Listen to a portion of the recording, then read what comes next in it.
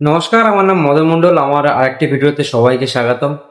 আমি জানাতে চাইছি যে 34 বছর সিপিএম এবং 15 বছর তৃণমূল, আর এখন এই যে বিজেপি আজ জিতলো, তো এর হারার একটাই কারণ। কি কারণ বলো তো? যখনই নারীর উপর কোনো অত্যাচার করা হয় এবং সঠিক বিচার না হয়, তখনই কোনো অত্যাচার হবে।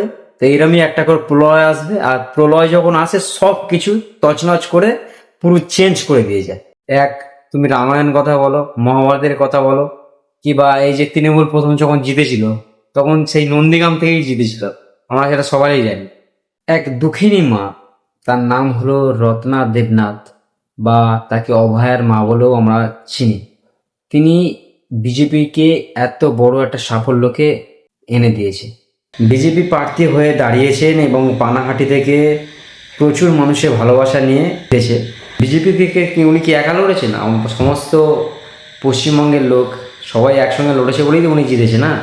তো সবাইকে থ্যাংক ইউ বলতে হবে। সবার আগে সবাইকে থ্যাংক ইউ, যারা আমাদের মতো ইয়ং জেনারেশান, যারা এই যে এতটা লড়ার পর পশ্চিমবঙ্গের মধ্যে এক নতুন পার্টির আবির্ভাব হলো, সেটি হলো বিজেপি।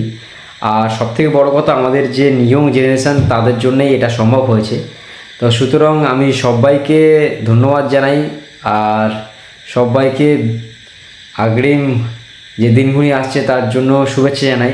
আর একটাই কথা বলবো দিদিকে, তুমি যে লাস্ট যেটা চালটা ছেড়েছিলে না, যে আমাদের এই যে ইয়ং জেনারেশনের যে যুবসাথীটার জন্য, যুবসাথী ফর্ম ফিল আপ করলেই 1,500 টাকা পাবে। তো মানুষ আপনার ফর্ম ফিল আপও করেছে, আপনার টাকাও নিয়েছে, অথচ আপনাকে ভোটও দেয়নি। তো এটাই হচ্ছে সাধারণ মানুষের একটা ঠান্ডা মাথার প্ল্যান, বা ঠান্ডা মাথার বুদ্ধিও তোমরা বলতে পারো। মানুষ চুপচাপ ঠিকঠাক জায়গায় নিজের ভোটটা দিয়েছে। এই যে আমিও ভোটটা দিয়েছিলাম, ঠিকঠাক জায়গায় ঠিকঠাক ভোটটা পড়েছিলই বলি আজ নতুন এক পার্টির আবির্ভাব হলো, সেটা হলো বিজেপি, বা ভারতের জনতা পার্টিকে আর এমনি এসছে, আমরাই সবাই মিলে নিয়ে এসেছি। তো সবাইকেই ধন্যবাদ। টাটা, ভালো থাকবেন। দেখা হচ্ছে কোনো নেক্সট কোনো ভিডিওতে। ভিডিও শেষ করার আগে জয় শ্রীরাম।